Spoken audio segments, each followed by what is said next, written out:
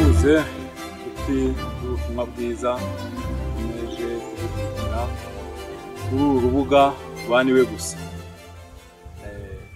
Nk'uko dusanzwe tubibabwira muri uyu mwanya ndetse n'igihe cyose Niwe Gusa tuzavuga. Aho ngaho wakwibaza ngo nindi, ariko nukomeza kudukurikira muri ikiganiro n'ubundi uraza gusanga uwo tuvuga kandi tuzavuga, kandi amajwi yose igihe cyose uwo twahamagariwe kuvuga uramwumvamo, ariko nta wundi ni Kristo. Turakomeje rero kuganira muri uyu munsi, ndi kumwe na bene data. Reka dutangire tubibwira. Ngiye ni Munyeshuri Bernard, uburyo bwanjye hari Tadeyo Ikimana Ishaka na Ego Daniel. Twero tugiye kuganira muri aka kanya yo kuganira ijambo ry'Imana. Uyu munsi ari cyo nshaka ko tuvuga. Adusomwe mu ijambo ry'Imana muri Luka ibice 17. Ibice 17. Wenda duhere ku murongo wa 20, ariko umurongo ngendereho cyane 26, ariko reka duhere ku murongo wa 20. Luka 17:20. Abafarisayo baramubaza bati, ubwami bw'Imana buzaza ryari? Arabasubiza ati, ubwami bw'Imana ntibuzaza ku mugaragaro, kandi ntibazavuga bati dore ngubu, cyangwa bati ngubu uriyo, kuko ubwami bw'Imana buri hagati muri mwe. Abwira abigishwa bati, hazabaho igihe muzifuza kubona umunsi umwe mu minsi y'Umwana w'umuntu, ariko ntimuzawubona. Kandi bazababwira bati dore nguriya, cyangwa bati dore nguyu, ntimuzajyeyo kandi ntimuzabakurikire. Nk'uko umurabyo urabiriza mu ruhande rumwe rw'ijuru ukagaragarira mu rundi, uko niko Umwana w'umuntu azaba ku munsi we. Ariko akwiriye kubanza kubabazwa uburyo bwinshi no kwangwa n'ab'iki gihe. 26. Kandi nk'uko byari biri mu minsi ya Nowa, niko bizaba no mu minsi y'Umwana w'umuntu. Bararyaga, baranywaga, bararongoraga, barashyingiraga, kugeza umunsi Nowa yinjiriye mu nkuge, umwuzure uraza urabarimbura bose.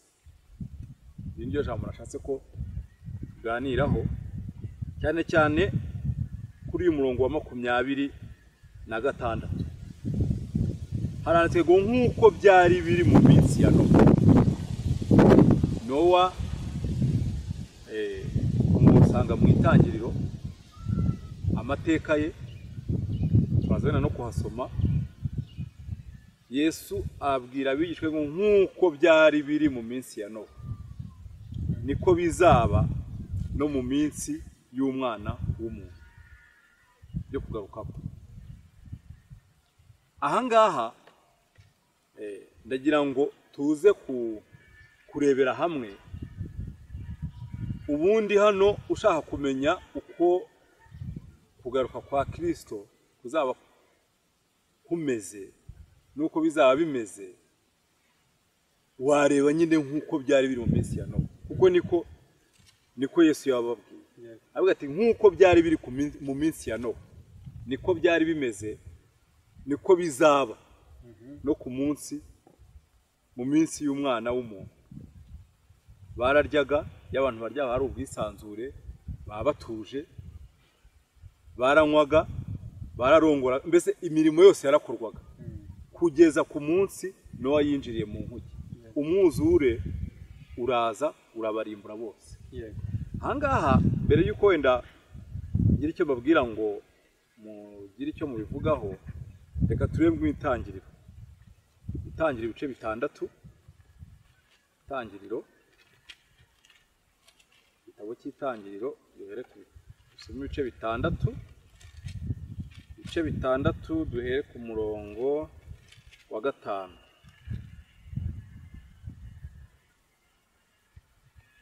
Ngo kandi Uwiteka abona yuko ingeso z'abantu zari mbi cyane mu isi, kandi ko kwibwira kose imitima yabo itekereza ari kubi gusa iteka ryose. Uwiteka yicuza yuko yaremye abantu mu isi, bimutera agahinda mu mutima. Uwiteka aravuga ati, nzarimbura abantu naremye mbatsembe mu isi, uhereye ku muntu n'inyamaswa n'amatungo n'ibikururuka n'inyoni n'ibisiga byo mu kirere, kuko nicujije yuko nabiremye. Umurongo wa 8. Ariko Nowa agirira umugisha Uwiteka. Ahangaha turebye mu gihe cya Nowa. Mu gihe cya Nowa abantu bari bameze bate? Isi yari ibaye hate? Umuntu yari abaye hate? Imana yabonaga umuntu gute muri iki gihe cya Nowa? Ikigaragara ni uko ubuzima bari babayemo nuko bari banezerewe mu by'ibijyanye n'umubiri, nta kibazo bari bafite. bararyaga ikintu cyose mbega ubuzima bwari munange niko babivuga. Nta kibazo mbega bari bafite cy'ubuzima. No kubw'iyo mpamvu y'icyo kintu byatumye nta kindi kintu badashobora kurenza y'amaso imbere ngo bashe kureba ko hari ikindi kintu wenda gishobora kuzaza kindi kikaba cyababuza wenda wa mutekano wabo bibereyemo w'isi. No bituma n'ibyo babwiwe, kubera ko byari bihabanye n'ibyo bari gutekereza cyangwa se n'ubuzima babayemo, bituma bavuga ati ibyo tubwira ntabwo bishoboka. Rero ugasanga nisa bitewe n'ukuntu abantu bibereyeho, ubuzima abantu bibereyemo, uzareba urya niba babwiye ibintu by'Imana ntabwo babibonera umwanya. Kubera ko barahuze, bari mu kurya, bari mu isi, nta kibazo bafite, baradamaraye. Burya iyo uvuze kurya, kunywa, kurongora, ubundi ibyo nibyo bigize umuntu. Ibyo nibyo bigize umuntu. Rero kubw'icyo kintu bararya bakanywa bakarongora, nta bindi bakeneye. Uzarebe muri ino minsi ya Covid, wenda niyo natanga urugero, abantu bose basa nk'abahindukira ukuntu bimwe by'amarangamutima, bashaka kugaruka noneho bavuga ku Mana. Kubera iki? Bageze aho noneho ubuzima buhagaze. Ariko nubwo bashatse kuyigarukira, burya bagira ngo bongere bisubire muri bwa buzima busanzwe.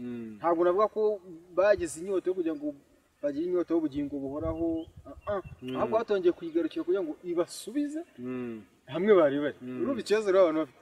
Rero ni ukuvuga ngo mu gihe batuje nta kibazo bafite. Hari n'umuhanzi waririmbye ngo iyo abantu badamaraye barya ifiriti n'inyama usanga nta kibazo, ariko ngo bakubiswe bari kurya ibijumba batangira kugarura umutima ku Mana. Rero ni ukuvuga ngo no kwa Nowa ikigaragara ni uko bari bameze neza, uburyo isi yari imeze, abantu bari bameze neza, bakora ibyo bashaka cyane rwose, bafite kwidegembya. Ibyo rero byabahaye umutima sasa wo kwishyira hejuru. Yego. Mu gihe cya Nowa twabisomye ahangaha ngo twabanje kubona yuko abantu baryaga, banywaga, barongoraga, bakoraga mbese icyo bifuza, icyo bashatse. Nuko ngo Uwiteka abona yuko ingeso z'abantu ari mbi cyane mu isi, kandi ko kwibwira kose ko imitima yabo itekereza ari kubi gusa iteka ryose. Twabonye Yesu avuga ngo uko byari bimeze mu gihe cya Nowa niko bizaba bimeze, niko bizamera mu gihe cy'umunsi w'umwana w'umuntu, cyangwa kugaruka kwa Kristo. Ese icyo gihe twari twakigeramo? Igihe turimo ubona hari aho cyaba gisa n'icyo kwa Nowa? Arakoze Bernard. Hari ikintu yavuze muri Luka mu gice cya 17 mirongo 25, umwana abonye neza, ndagira ngo mpasome uhumve neza kano kantu. Asomye igice cya 27 mirongo 25. 17. nibyo kamere kwa 24 aravuga ngo nk'uko umurabyo urabiriza mu ruhande rumwe rw'ijuru ukarabagirana mu rundi uko niko n'umwana w'umuntu azaba ku munsi we. Yego, ku munsi we. yego. Akandi ndashaka tuza kugatandukanya ku munsi we. Noneho ku murongo wa 25 ariko akwiriye kubanza kubabazwa uburyo bwinshi no kwangwa n'abiki gihe. Urumva hari umunsi we, yego, ariko hari n'igihe harimo. Abantu bagomba kubanza kumwanga. Noneho ugeze ku murongo wa hepfo wa 26 kandi uko byari biri mu minsi ya Nowa niko bizaba no mu minsi y'umwana w'umuntu. Hari ku munsi we hakaba no mu minsi y'umwana w'umuntu. Yego. Iminsi rero y'umwana w'umuntu yaratangiye kuko yatangiranye no kwangwa kwe. Yego. Ariko umunsi w'umwana w'umuntu nturaza. Ibyo naza kubisobanura. Nturaza. Ariko iminsi y'umwana w'umuntu yaraje. Kandi iyo minsi y'umwana w'umuntu niyo yatangiranye niyo yashushanyije no kwa Nowa n'igihe cya Nowa. Niyo yashushanyije n'igihe cya Nowa. Naho umunsi w'umwana w'umuntu uwo ntiwari waza ari kuzaza. Twabisobanura turakomeza no kubisobanura. Iminsi y'umwana w'umuntu yaratangiranye itangirana no kwangwa kwe, ariko umunsi w'umwana w'umuntu uwo ntiwari waza. Turaza kuvuga byerekana ko utari waza kandi n'igihe uzazira. Turaza kubivuga. Ntekereza ko rero ari cyo naba mvuzeho, ariko iminsi y'umwana w'umuntu yo no kwangwa kwe niho byerekana igihe cyo kwa Nowa uko byari bimeze. Turaza kureba no kuntu Nowa nawe bamwanze icyo gihe bakanga ibyo avuga bigereranye n'ukuntu banze iby'umwana w'umuntu avuga muri iyi minsi. Kuko kwanga k'umwana w'umuntu kwaheranye no kumwica. Yego. Ariko icyo gihe si cyo gikomeye kuruta iki gihe turimo. Kuko iminsi y'imperuka Pawulo n'ukunda kuvuga ngo iminsi y'imperuka cyangwa Yohana ngo yamaze kuza. Yego. Igihe burya inzandiko zandikwaga tuyirimo. Igihe inzandiko zandikwaga cyangwa igihe Yesu yasubiraga mu ijuru. Iminsi y'imperuka yaritangiye. Kuko yababwiye ati ndaza vuba. Ntabwo rero yababwiye ati hari igihe nzaza, yababwiye ati ndaza vuba ndetse ntatinze. Urumva iminsi y'imperuka icyo gihe yari yatangiye. Icyo gihe rero gutangira ko iminsi y'imperuka ni nayo minsi yo kwanga umwana w'umuntu. Niwe yatangiye. Aha ngaha ngo kandi Uwiteka abona yuko ingeso z'abantu zari mbi cyane mu isi. Hano hari abantu wenda bavuga ati ingeso z'abantu zari mbi mu isi, ariko Nowa n'abana be, Nowa n'umuryango we bo ntabwo zari mbi. Kuko abo nibo barokotse uriya mwuzure. Aho twabivuga hirya. Aho ngaho usomye mu murongo wakurikiyeho wongera ngo wa 8 avuze ko Nowa yagiriwe umugisha, ariko ubundi bavuga yagiriwe ubuntu n'Uwiteka. Yagiriwe ubuntu. Nose yagiriwe ubuntu kubera ko yari mwiza cyangwa nawe nuko yari mubi? Ngo yagiriwe ubuntu kubera ko ari mubi. So rero kugira ngo yazinjire mu nkuge n'ikimara mutegetse kubaza, ntabwo yinjiyemo kubera ko ari umukiranutsi. Yari nk'abandi bose. Rose abo yinjijemo bo noneho barahagize. We n'ubuntu bwa mbere bwahereye kumutoranya kugira ngo Imana bari wifata abaziriya nkuge abari we ikoresha kugira ngo irebe ko hari abo yarokora bemera kujya muri iriya nkuge. Rero bivuze ngo Imana ifite uburyo inyuzaho inzira kugira ngo tubashe kuyigeraho. Ni ukuvuga ngo uko udashobora kugenda ngo uhite ugera ku mukuru w'igihugu cyangwa se ku muyobozi runaka, ubanza kunyura ku muntu runaka. N'Imana rero ni ukuvuga ngo hari inzira y'umuntu runaka yaciye kugira ngo uwo muntu abashe kugera ku Mana. Niyo mpamvu rero na Nowa Imana yamutoranyije, ariko se yamutoranyije ni mwiza. Yamutoranyije yari nk'abandi bose ngo agirirwe ubuntu nk'uko natwe tubugirirwa. Rero ubwo buntu ngo Nowa yari agiye guhuza burya abantu n'Imana. Binyuze mu cyo bagomba kugira gute, bagomba kujyamo, hanyuma wa mwuzure waza. Icyo nanjye nakongeraho bagira gute, wa mwuzure waza ntubatwara. Ibyo ko turubuze komeza tugenda tureba iriya nkuge ni iki, asobanura iki, ese uwo mwuzure wo ushushanya iki. Yego. Icyo nanjye kuvuga nakongeraho ku murongo wa 5 kuri uwo mwanga wa 5 w'itangiriro aravuga ngo kandi Uwiteka abona yuko ingeso z'abantu zari mbi cyane mu isi. Urumva z'abantu mu isi na Nowa arimo kandi ko kwibwira ko imitima yabo itekereza ari kubi gusa iteka ryose. Urumva ni mbi. ariko umuntu ashobora kugera ku murongo w'icyenda cyangwa umunani, ku murongo w'icyenda akavuga ati ariko Nowa yari umukiranutsi. Kuko ni kwanditse uru ni rwo rubyaro rwa Nowa. Nowa yari umukiranutsi, yatunganaga rwose mu gihe cye. Nowa yagendanaga n'Imana. Abantu rero bashobora kuvuga bati ariko se nimwumva ko Nowa yari umukiranutsi aricyo cyatumye atoranywa?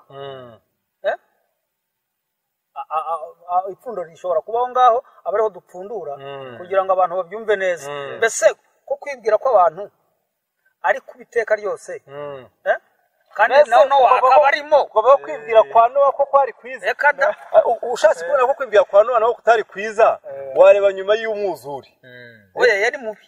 Kuko yavuze ngo kwibwira ko abantu batekereza. Nuvuga ngo abantu cyeka Nowa atari umuntu. Cyeka Nowa atari umuntu nibwo yabatekereza neza. Ariko yavuze ngo kwibwira ko abantu batekereza ni kubi kugeza iteka ryose. Iyo aba atari kubi, isi ikaba yararimba amazi agasigara honyine, nta kibi cyari kongera kubaho nyuma ye. Ntacyo, kuko reka mbabwire impamvu. Urubyaro rwa Adamu rwose rwabaye rubi. Yego. Niko bibiri ivuga. Rwose rwabaye rubi, kandi rutabaye rubi kuko rwabikoze, ahubwo rubaye rubi kuko Adamu yabikoze. Yego. Nowa rero nawe ni urubyaro rwa Adamu.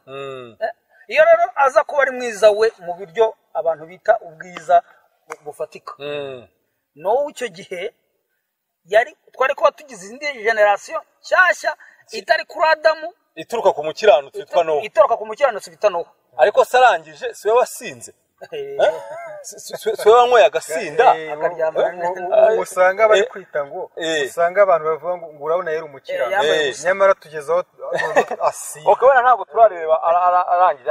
Hari commentaire wenda biblique na ziriho ko Nowa ubwo yabazaga inkuge. Wenda hano muri Bibiliya ntabwo tubibonamo, ariko Nowa mu kubwirwa kubaza iriya nkuge, cyambere twabonye ko yagiriwe ubuntu n'Uwiteka. Nubwo hariho abantu, ariko ubwo buntu ntekereza ko na Bibiliya ntabwo tubona umuntu waje kubwira Nowa ati ko tubona amazi, ibyo bintu tubwira ko amazi agiye kuzaza, ko azatera umwuzure, nge ntitwajyana. Ko abantu bari bafite ibyo bihugiyemo, twarabibonye. Ariko Nowa agirirwa ubuntu byo kugira ngo uko kurimbuka kuzabaho mu isi, kuzaba ku bantu, kutagera kuri Nowa n'umuryango we. Ubu bukiranutsi bwa Nowa bavugamo hano, ntekereza ko bushingira kukumvira. Kandi ukukumvira iki ni icyambere, kuko Imana imubwira nubwo yamutoranyije. Ntekereza njyewe sinabisomye muri Bibiliya, ariko uko mbitekereza ntekereza ko abantu bose, ubundi nzi ko abantu bose uburyo Imana yakoresha ibwiriza bwose bugera ku bantu bose. Yakoresha umutima wawe, yakoresha iki? Ntekereza ko kumvira kwa Nowa yumvishe ijambo ry'Imana, niko nako mu Baheburayo bavuga ngo aratinya. Nubwo yatabirebaga, ariko ngo yarabitinye. Noneho atinye yumva ko iryo jwi ryaba rije mu mutima we, ryaba rije mu bitekerezo bye, ryaba rije ari marayika uje kumubwira barebana amaso ku maso.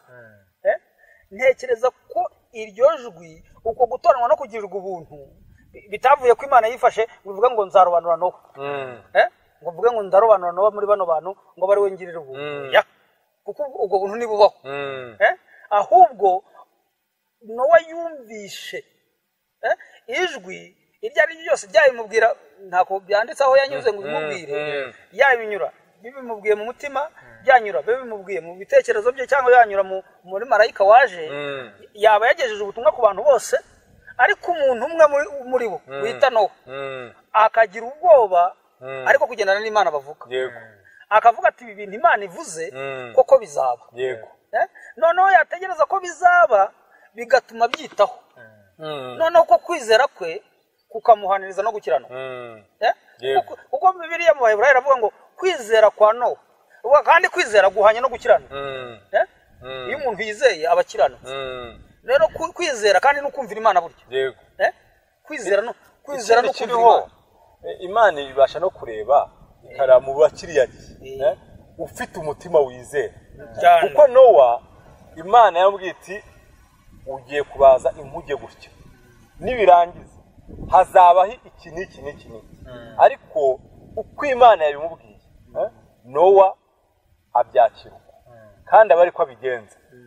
Icyari kiriho ni uko hariho kurimbuka, ngira ngo nawe iyo atabyumvira yari burimbukane n'abandi cyane. Icyo rero twari tureba tuvuga ngo ese ko Imana yarebye abantu kiriya gihe ikabona kwibwira ko imitima yabo ari kubi, ese iki gihe kwibwira ko imitima y'abantu, kuko noneho turi inyuma ya Nowa, igihe cya Nowa cyavuyeho, turi inyuma ya Nowa, kwibwira ko imitima y'abantu b'iki gihe yo ni kwiza.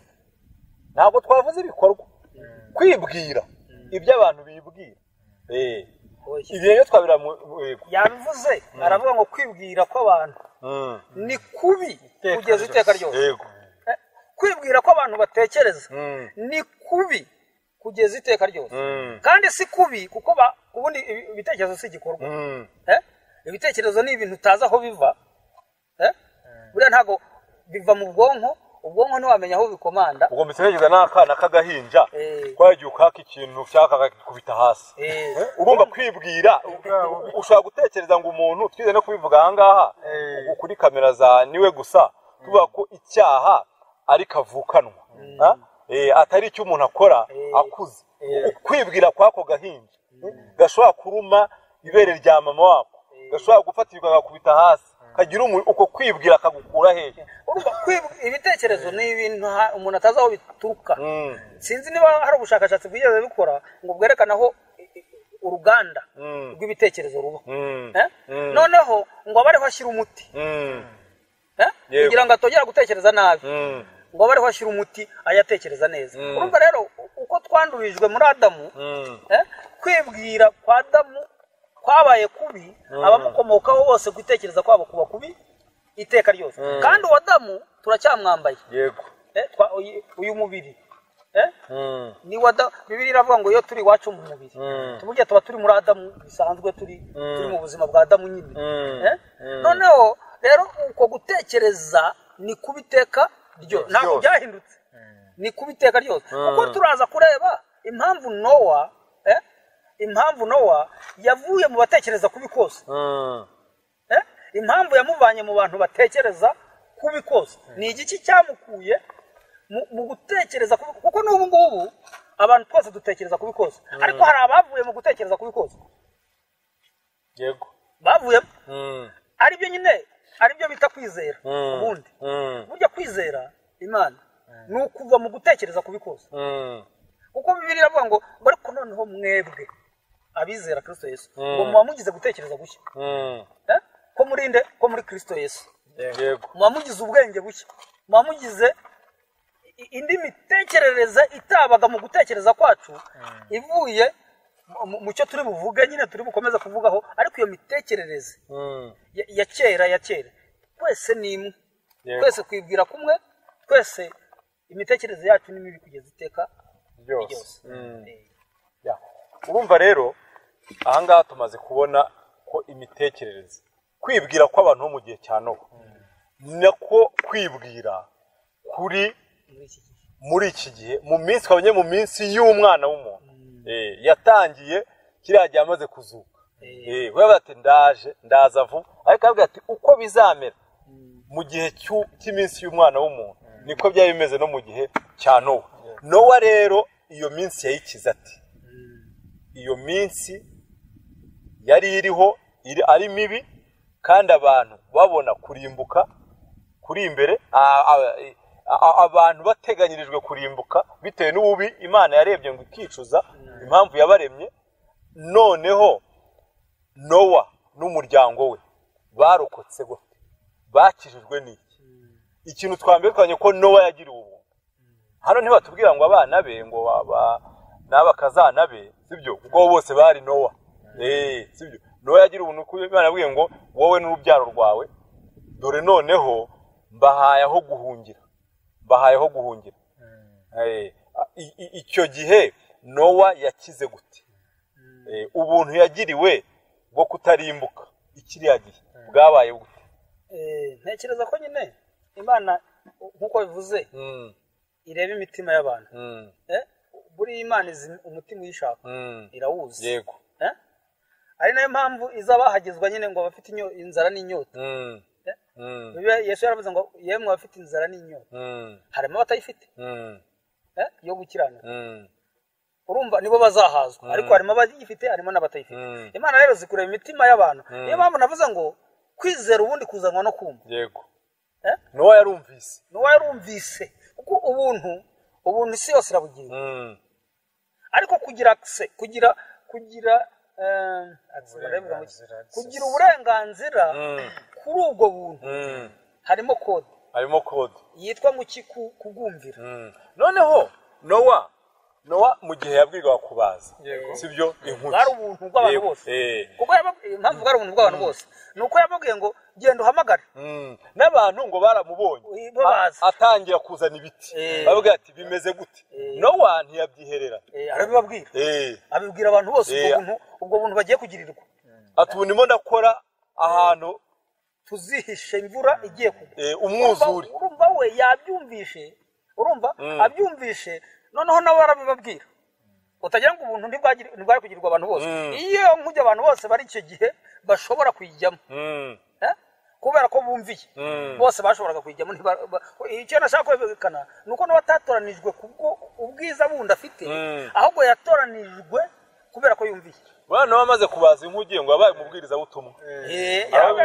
yavuga ati ko mwaje tugahunga uyu mwuzure uzabaho abantu bati batari ku musaza yagize gute yasaza urumva rero icyo nashaka ko insista wongeye gutsindagira cyane ni uko ubuntu butagiriwe Nowa kubera ko hari ikindi arusha abantu oya ahubwo yagize imitekerereze mishya dukunda kuvuga mu isezerano ry'izanwa n'umwuka izanwa n'umwuka yemera ko iby'Imana ivuze koko ari byo kandi bizaba yego noneho bituma uwo muntu icyo kintu akoze ngo kimuhaniza no gukiranuka uko kumvira Imana ko ibyo bintu ivuze bitavuguruzwa kandi koko bizabaho ibyo bintu bimuhaniriza no gukiranuka urumva rero no muri iyi minsi abantu babi muri iyi minsi hari aho guhungira rwose abantu babi rwose ahantu ho guhungira harahari kandi tubona ko ntago umuntu azaba mubirega ngo birangire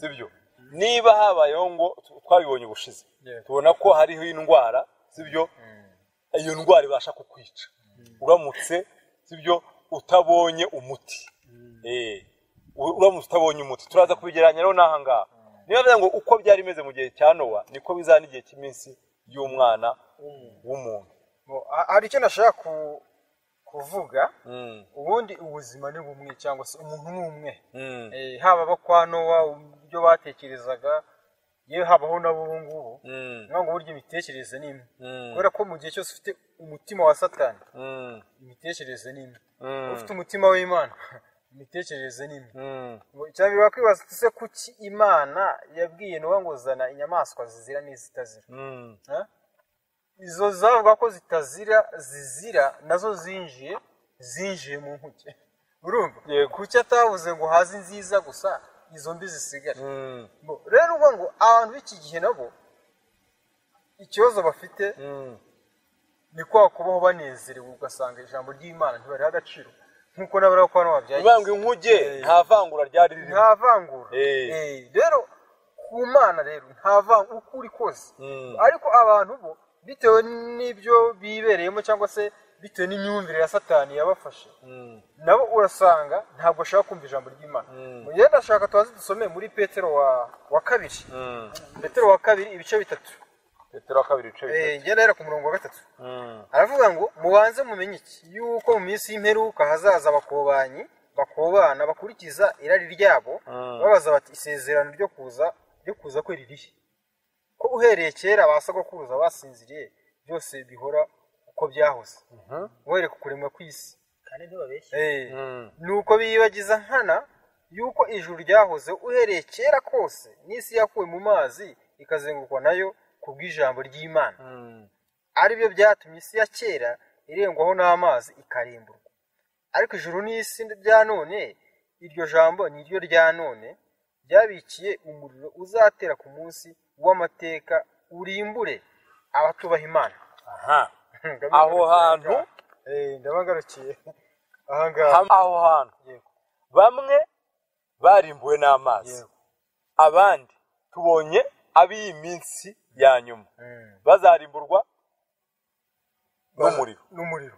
Ibi tubisomye muri Bibiliya. Noneho kuko abantu bavuga ngo umuriro se ubwo se umurongo ushobora kuza mu gatwika. Yes. Noneho ikintu buriya kirimo ukuntu bakomeza kuvuga ngo umurongo wa 4 babaza bati isezerano ryo kuza kwe ririshi kuhereye kera aho basogokuruza basinziriye byose bihora uko byahoze. Njyaho nshatse kubigereranya hari cyo ntekereza. Nowa abwiwe ibintu ariko noneho we agiye kubwira abantu ko nubwo barimo kurya barimo kunywa hari umwuzure Imana igiye kurimbuza isi umwuzure. Ikintu cya mbere bari kumukora si ukumukoba, nta kindi cyagomba kubaho. Umwuzure imvura wenda iragwa ntabwo turabona igera hano ku misozi, wenda mu gishanga aho baragenda. Icyo kibazo wakivuga uti rero bwira abantu bo mu bishanga abari bo bavamo uko no bazahura n'ikibazo cy'uwo mwuzure bave mu manegeka, ariko twe turi musozi nta mpamvu. Aka kanya naho ubasha kubwira turasomye aho ngaho ko bazarimburwa n'umuriro. Uje kuvuga ngo umuriro se umuriro gute? Nkanjye umuriro naba narabonye ntabwo wagutwika uramutse uri metero 50 kugira ngo ugutwike. Abantu benshi niyo miriro twabonye. Undi muriro twabonye ni nko kubona umusozi ufatwa wese ugashya, ariko nawe uwo musozi urafatwa ukagera ahantu ku mazi. Buriya nta muriro ujya urenga umugezi, reka ntibibaho. Ngo umuriro wambuka umugezi ntibibaho, ubwo ukabura ahagaze. Urumva rero ugiye kumbwira iby'umuriro nabwo ari se umuriro se gute? Niyo mpamvu rero Bernard ijambo ry'Imana uri ryabiro kugira ngo ritwigishe. Abakera byaravuzwe biraba nyine cyo tora nuko byabaye abantu bararimbutse. Sasa iyi saha rero bamwe bavuga batari ko ibintu mora muvuga ko twaherekera tubyumva bakirengagiza iki? Bakirengagiza ijambo ry'Imana. Muroro reka tumara cyone gatoya tugere ku murongo wa 8. Aravuga ariko bakundwa iri jambo rimwe ntirikabasobe yuko ku mwami Imana umunsi umwe ari nk'imyaka 1000. N'imyaka 1000 ari nk'umunsi umwe. Umwami Imana ntitinze isezerano ryayo nk'uko bamwe batekereza yuko iritinze, ahubwo itwihanganira idashaka ko hagira umuntu n'umwe hagira n'umwe urimbuka, ahubwo ushaka ko bose bihana. Shaka mbwire abantu bafite iyo myumvire yo kumva yuko ibintu bivugwa wenda tuvuge ku ruhande rw'abatizera Imana, ariko n'abizera Imana ntabatekereza ati se Imana kuko tuyizera mu buryo buri bwo, ese niba tuyizera tumeze gute mu mitima yacu? Ese uyu munsi nugera uzaza twiteguye cyangwa natwe tuzaba twarasuzuguye Imana? Kubera ko gusuzugura Imana buriya ntabwo uruhango nuko ntajya mu rusengero nuko ntaho nteranira. Gusuzugura Imana ni ukunyuranya n'ijambo ry'Imana. Gusuzugura Imana ni ukugendera mu nzira zawe nkaho wakagende mu nzira Imana yagize gute Imana yashizeho. Rero nabo bisuzuma barebe ngo ese turi hehe, iyi nzira ndimo irabasha kungeza ku Mana. Wihangane se ngusubira inyuma gatoya. Yego, hano ngiye gusoma ijambo ryanditse mu Baheburayo igice cya 11 umurongo wa 7. Aravuga ngo kwizera niko kwatumye Nowa atinya Imana. Kwizera niko kwatumye Nowa atinya Imana amaze kubwirwa nayo ibyo bitaboneka. Kano gatera ubwoba. Amaze kubwirwa nayo ibyo bitaboneka, ibyo umuntu ntatareba adashobora kwima. Ntabwo umuntu ashobora kuba tuyi musozi. Erega Nowa ntigezeho n'umwuzure. Ntiyari yagezeho n'umwuzure. Urengera isi. Yes, ngo bavuge ngo ko cyagiye byabaye koko birashoboka. Birashoboka. Ariko ngo ijambo ry'Imana rifashe ni fact, ni ukuri. Nta byazi ntiyigeze bibona, ariko ni ijambo ry'Imana rigize kwizera bivuze. Kwizera niko kwatumye Nowa atinya Imana amaze kubwirwa nayo ibyo bitaboneka. Akabaza inkuge yo gukiza abo mu nzu ye ariyo yacishije iteka ry'abari mu isi, aragwa gukiranuka kwazanywe no kwizera. Umva ko gukiranuka aho kwaturutse yabwiwe ibyo bitaboneka. Ibi bintu biteye ubwoba. Kubwirwa ibyo bitaboneka bitari mu bwanjye bwawe utanatekerezamo, ukabyizera ukabyemera. Wamara kubyemera ukabyize, ikigaragaje ko yabyizeye yabishyize mu bikorwa. Yambwiye ngo genda ubaze inkuge hano hazuzura amazi arimbura isi. ntiyashidikanyishwa nuko iby'Imana ivuze atari ukuri nubwo bitaboneka bitari byawe. Aragenda aravuga ati ngiye kubikora, aragenda arubaka, abaza inkuge, arayubatse irarangira.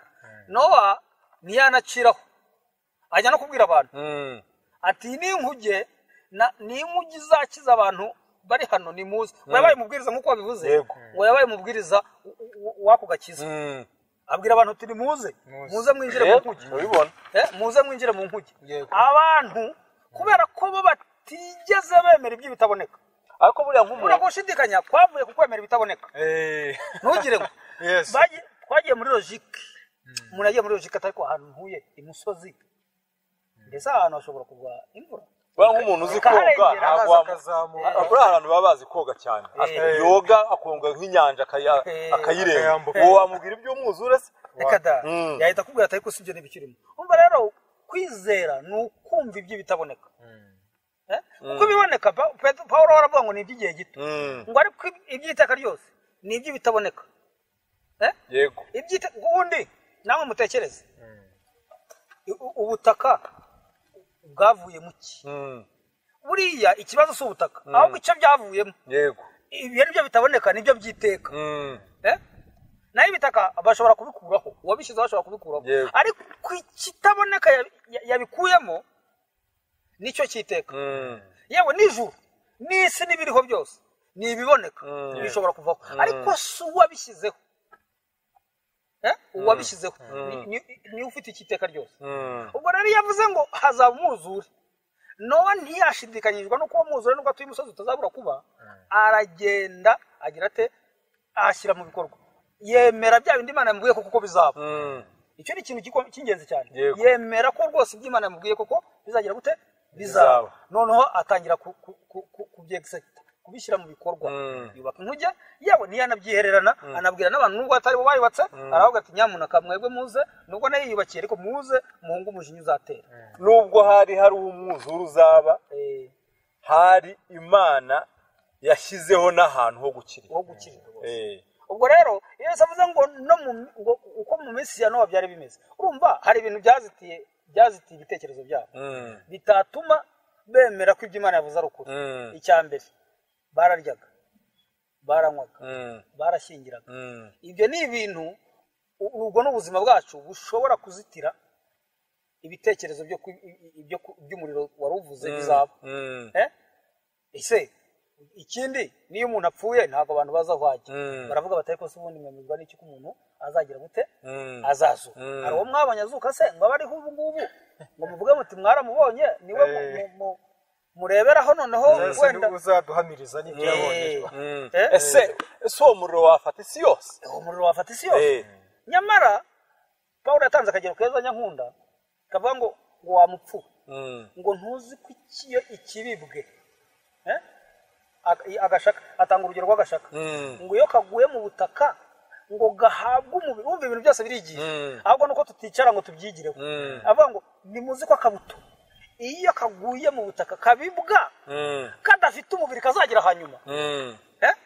Atanga urugero rwo kuzuka, yatanga urugero rwo kuzuka. Nawe ifata igishyimbo kino turya dushyira mu nkono tugateka, ugishyire mu butaka, urebe ikizazaho.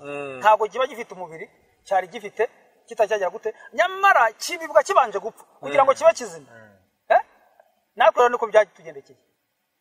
Yego tubibwe tubanje gupfa kugira ngo tuzagira ubwiza cyangwa imibiri y'ubwiza iruta iyi ngiyi dufite. Nuko natwe tubibwe tubanje kunyura mu butaka ngo dupfe, noneho kugira ngo tuzahabwe ubwiza bw'imibiri itari iyi ngiyi twari dufite. Nicyo rero ibyo nibyo bita bitaboneka. Ibyo nibyo bita kwizera ibitaboneka. Ariko nyamara nuko bitaboneka ariko bifite ingero zifatika zigaragara. Nk'urwo rugero rw'igishyimbo kukibiba, ni urugero rushobora kukwigisha wicaye ugatekereza ati ariko kuki aka gashyimbo kameze gutya, ko nta mizi irimo, hari nuko nta mizi irimo, ntayo tureba. Unagasatura uzagasature nubibonamo uzangaye, nta mizi irimo, nta ruti rurimo, nta bibabi birimo, nta amababi, indabyo ntazirimo, nta miteja irimo, nta giki kirimo. Ariko nyamara iyo ugashyize mu butaka kagapfa bya bindi byose biraza, bya bindi byose biraheza, imizi izaza, amababi byose biraza. Ibyo rero nibyo twizera by'ibitaboneka. Ni ukuvuga ngo rero Nowa niwe yumvisha Imana imubwiye ibi bitaboneka, imubwiye ibi bitaboneka, yemera ko iby'Imana ivuze ko ari ukuri, kandi kuko ibigaragaza ko ari ukuri birangije birasohora. Noneho araho nshaka ko tugera wenda dusa nk'abigeraza no ku musozo.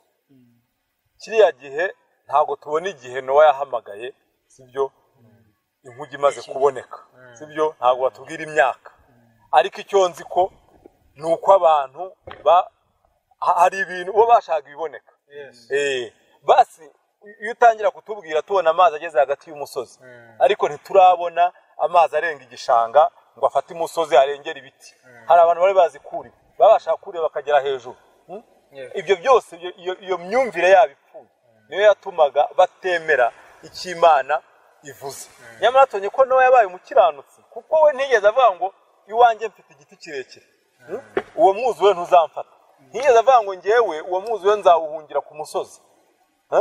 Ahubwo yizeye Imana bimuhaniriza no gukiranuka. Noneho nkavuga nti twabonye ko ni ibigereranyiro bitugereranya mu gihe cya Nowa no mu minsi turimo y'umwana w'umuntu. Aka kanya kuko iyo bigeranye nyine uko bizaba niko bizaba bimeze. Inkugi aka kanya iragereranywa n'iki? Inkugi ya Nowa. Inkugi ntekereza ko Imana yaremye umuntu imukunda. Yego. Kuko iyo usomye muri Bibiliya cyangwa nawe nubwo utasoma muri Bibiliya, ukicara ukareba ibiriho, ukicara ukareba ibiriho ku isi, ukareba ubutaka, ukareba ijuru, ukareba ibyatsi, ukareba amatungo, ukareba abantu, byenyine ubwabyo byakubwiriza. Bigaragara ko hari ibintu biri naturere byabayeho, umuntu akaza abiyobora. Yego. Bikagaragara ko hari uwamuhaye ubutware bwo kubiyobora. Yego. Nubwo utakemera Imana kwibaho, ariko hari ubutware umuntu afite kubiriho byerekana ko ubwo butware bufite ahantu bwavuye. Kuko nubwo yaba ari muri siyansi, nta kintu kibaho na kimwe kidafite itangiriro. Yego. Ikintu cyose kibaho gifite itangiriro. Ubwo rero ikintu kibaho gifite itangiriro, Imana Bibiliya ivuga ko yakunze umuntu ku buryo Imana yemeye kumwitangira. Naho nari ngiye kuvuga kuko twabonyeho kurimbuka, sibyo? Ku gihe cya Nowa hariho kurimbuka, kandi no ku iki gihe ubwo bingana hariho kurimbuka. Aho wari ugeze muri Yohana 16 turaza kubona ko ikibuza umuntu kurimbuka ari iki. Komeza. Ikibuza umuntu kurimbuka nk'uko tubivuga, urumva Bibiliya ivuga ngo Imana yakunze isi yose. Nabare abantu ku gihe cya Nowa yarabakunda cyane, ngo byatumye itanga umwana, ariko itabakunda se ntiyashyizeho inkugi. Buriya nicyo cyera. Kandi hari ijambo hari hano muri Petero wa 2 igice cya 2:5 yavuga ngo kandi ubwo itababariye isi ya kera, ahubwo ikarokorana Nowa umubwiriza wo gukiranuka. Umubwiriza wo gukiranuka n'abandi barindwi gusa ubwo yateye isi y'abatubaha Imana umwuzure. Nubwo abantu batubashye Imana muri Adamu, ariko Imana yashyizeho uburyo bwo kuyubaha. Yego. Noneho rero iyo nkugiye Nowa yararimo kubaza nandi mahirwe bwari uburyo bwo kubaha Imana. Iyo yemera kuza, iyo abo bantu bemera kuza, byari kuba bigaragaje ko bubashye Imana. Yego. Rero iyo nkugiye bwari uburyo noneho bwo kubaha Imana. Ubwo buryo bwo kubaha Imana rero iyo umuntu yemera akabuzamo ntacyo yari kuba. N'ubu ngubu hariho twese twabonye ko dufite imitekerereze mibi kugeza iteka ryose. Yego. Ariko noneho hariho uburyo bwo kubaha Imana. Yego. Nubuhe? Kuko Imana yakunze abari mu isi cyane, byatumye itanga umwana wawe w'ikinege kugira ngo umwizera wese atarimbuka, ahubwo ahabwe ubugingo. Kumva reka noneho ngo nse nk'ufata uwo murongo. Kuko Imana yakunze abantu muri cya gihe cya Nowa, yashyizeho inkugi, byatumye ibwira Nowa ngo ashyireho inkugi, arangije ntihana biceceka, kugira ngo sibyo uwemera kuyijyamo wese atarimbuzwa n'umwuzure. Sicyo ngicyo, nicyo ahubwo arakora ubugingo bwe cyane. Nicyo byari bishatse kuvuga. Ubwo se uko byari bimeze mu gihe cya Nowa, niko bimeze n'ubu ngubu. Ni ukuvuga ngo rero icyo gihe kubwiriza kwa Nowa abantu ntibakwitayeho no muri iyi minsi nicyo kibazo kandi buriya kuko bari nuko wenda ikiganiro bari gitoya kitaba gifite imyanya miremire cyane kubera ko kiba kiri kujya kuri YouTube ariko ndatekereza ko bari bafite ibintu basanzwe babwirizwa wenda tuzanabigarukaho n'ikindi gihe bari bafite ibintu basanzwe babwirizwa turebe ko muri iyi minsi igereranywa n'igihe cya Nowa hariho itandukaniro sibyo nta tandukaniro ririho hagati y'igihe cya Nowa n'iki gihe kandi nk'uko Imana yakunze abari mu isi cyane no kuva na kera kose na n'ubu ngubu hariho kurimbuka ariko ishyiraho aho umuntu ahungira kandi natangazwa n'iki urumva ko ingeso z'abantu ari mbi kugeza iteka ryose noneho Imana kubera gukunda umuntu ntigiye kumurimburira izo ngeso ahubwo umuntu agiye kurimbuka kubwo kutumvira kubwo kudahunga ndetse ni nk'umuntu yavuga ngo hano hagiye guterwa igisasu abantu mukavuga ati ko n'abasirikare bari hano hafi igisasu noneho cyaza kikabica mukaza kuvuga bati umuntu wari watuburiye n'umugome bazize kutumvira ariko wababwiye we yashaka ko bahunga abo mu gihe cya Nowa rero icyo bazize wenda dusoza nicyo nabo muri iki gihe bazazi none ko gutekereza gushya rero nuki nuko umuntu yakubwira ngo hano bagiye kuhatera igisasu ugahita wavukiruka waba ugize gutekereza gushya kubera ko rusanga ufite gutekereza kwinangiye ariko uramutse ugize gutekereza gushya uhinduye gutekereza wahita wiruka rero n'ibyo ngibyo Imana yakunze abari mu isi cyane bituma itanga umwana we kugira ngo umwizera wese atarimbuka ahubwo ahabwe ubugingo ngiyi nkuge twahawe ni umwana wayo ari wo kugira ngo tumwizere dukire kurimbuka ntabwo ugenda kuri bya bitekerezo uko rero niko navuga guhera kare kose uko niko gutekereza gushya yego ni ukwemera ibyo bitaboneka aribyo bivuga kwizera umwana wayo yatanze kera amateka ye twaranayize binasanzwe yatanze umwana wayo kugira ngo apfe ku bwacu noneho twiyunge nayo uko niko kugira imitekerereze mishya itabarirwa muri ya mitekerereze yo muri Adamu. Tadeyo dusoza icyo ngiye kuvuga icya mbere abantu bagomba kubanza kumenya ni ukumenya yuko abagiye mu nkuge ntabwo ari uko bari beza yego n'abajya bagiye rero no kujya muri Kristo Yesu ni ubuntu rero abantu ntibagafatwe n'igitekerezo cy'ibyo barebesha amaso wenda reka mvuga story gatoya dusoza urabona muri Amerika ijya gutera biriya bisasu byateye mu Buyapani za Hiroshima na Nagasaki rero nurusha yuko ngo babanje bazana impapuro bagenda bari mu ndege bagenda bazijugunya hasi babwira abantu ati muhunge tugiye kwatwika urumva so abantu bagize umutima wo guhunga bakigendera bararokotse ariko abanangiye umutima atereka ntibyashoboka ati si cyo kintu muvuga cyaturimbura ni igiki so abo ngabo bagize gute wa mugi bose bagize gute bawangirikemo rero nidukomeza kurikira ibitekerezo tubona ngo ibi bimeze gute natwe no mpamvu tugira gute niyo mpamvu turimbuka abari badukurikiye rero twarebye uburyo uko iminsi ya Nowa yari imeze ariko no minsi turimo aka kanya imeze uko hariho kurimbuka kwari gutegereje abari mu isi bitewe n'imyibwirire yabo n'imitekerereze yabo kwibwira ko imitima yabo ari kubi nk'uko iki gihe nako bimeze kwibwira ko umuntu kandi kwizera ko ari ngo nuko iteka ryose n'abakiriya gihe n'abajeho na nyuma yaho n'abazaza aho yacu ariko uko hariho kurimbuka Imana igatanga inkuge tubona ko yari nk'igishushanyo sibyo kidushushanyiriza uko ubu ngubu noneho bimeze si igishushanyo uko yabayeho inkuge yabayeho ariko noneho ab'iki gihe ntibazongera gukizwa n'indi nkuge yindi n'ubundi nkuge iriho kandi ikibakiza kigaragaza ko inkuge iriho utari usoza kigaragaza ko inkuge iriho Bibiliya iravuga ngo yashyize umukororombya mu kirere ni ikimenyetso cyerekana ko koko ibyo bintu by'umwuzure byigeze kubaho kandi ko atazongera kurimbuza amazi twabonye rero hariya baba ngo wenda nk'abantu baresista ku muriro bakavuga ati ngewe niyo ngiye mbasha no kuwukoramo ibyo rero byose byo byagiye birimbuza abantu kubwo kutizera icyo Imana yavuze utagira iyo mitekerereze mishya yo kumvira Imana icyo yavuze turabashimiye rero mukomeze kudukurikira